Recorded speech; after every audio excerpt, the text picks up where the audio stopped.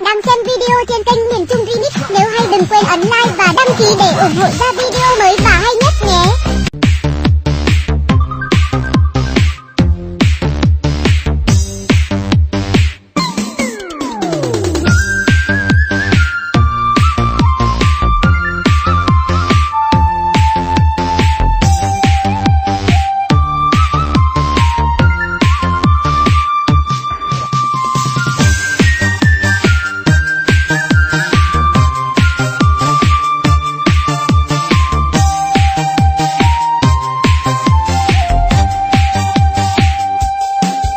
Ngày xưa bên dòng sông điều hiu ngôi nhà tranh thấp thoáng dáng cô em hiền.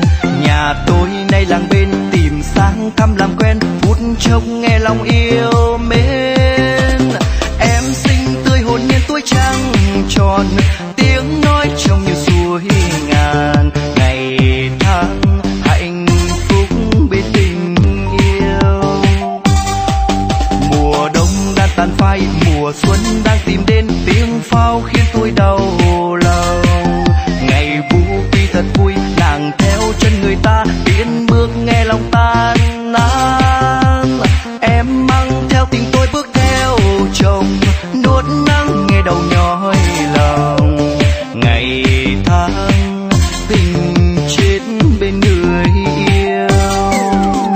Ôi mong nhớ hỡi em giờ ở đâu, anh còn ngồi nơi đây đang mong chờ em quay bước.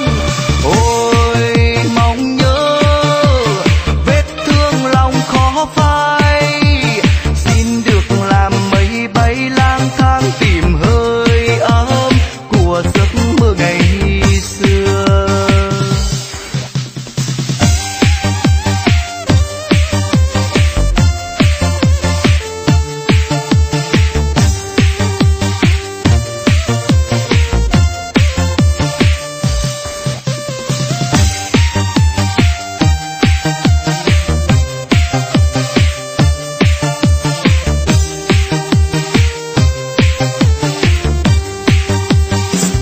Ngày xưa bên dòng sông điều hiu ngôi nhà tranh thấp thoáng dáng cô em hiền.